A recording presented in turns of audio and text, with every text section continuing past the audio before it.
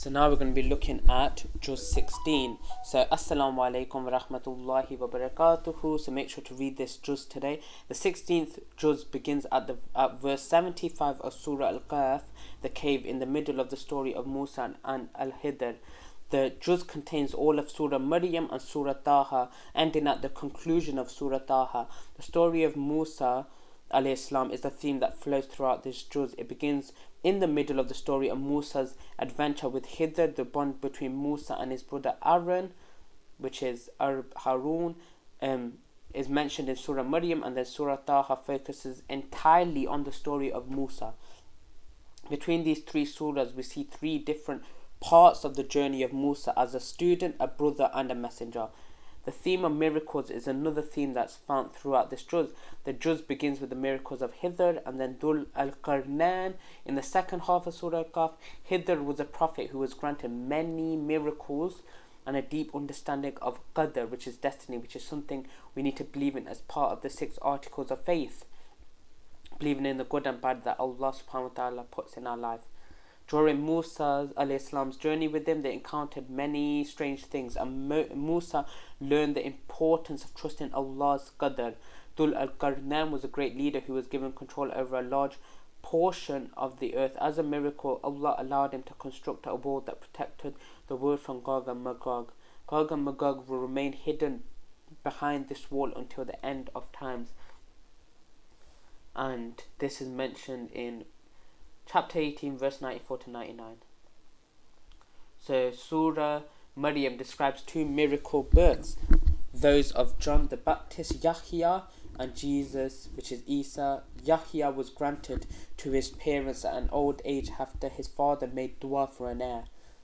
Isa alayhi salam is the only human created from a mother without a father. The core lesson in these stories is to never lose hope in Allah's mercy and to ask Allah for whatever we need, as He is capable of all things.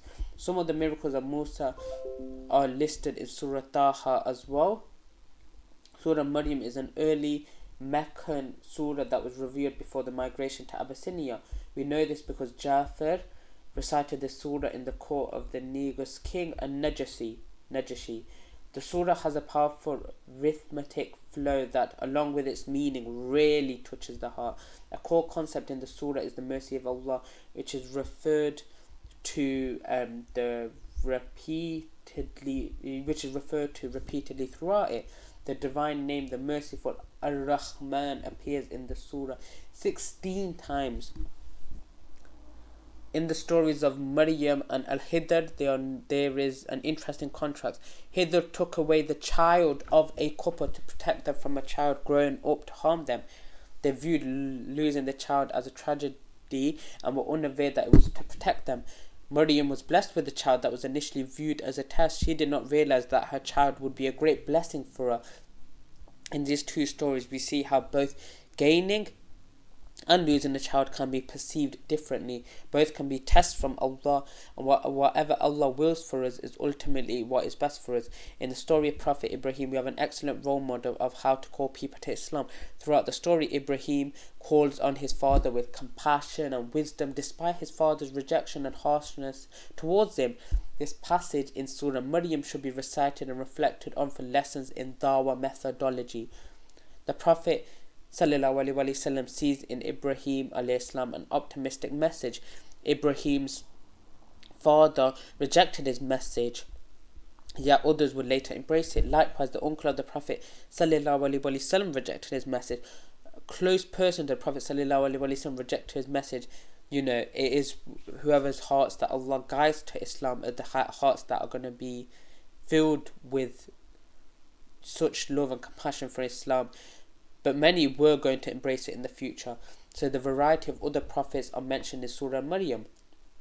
The brotherhood between Musa and Harun, Aaron, the steadfastness of Ishmael alayhi salam, and the raising up of Idris alayhi salam are listed as examples of Allah's blessings on various prophets. The message is clear: obey Allah and He will take care of you in both worlds. So then Surah Taha revolves around the story of Musa with a strong focus on his journey as a messenger. Other repetitions of this story in the Quran focus on the reactions of the Pharaoh or his people. Here the focus is on Musa's journey, and the personal struggles which parallel those of Prophet Muhammad sallallahu alaihi wasallam.